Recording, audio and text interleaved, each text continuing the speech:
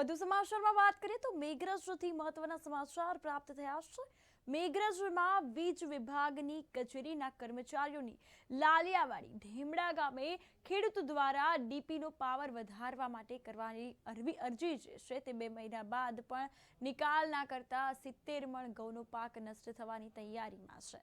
તો ખેડૂત રાજીવભાઈ કાળુભાઈ માટે વારંવાર રજૂઆત કરવા છતાં વીજકર્મીઓના પેટના પાણી હલતું નથી તેવું લાગી રહ્યું છે। ખેડૂતોએ રજૂઆત કરી છે।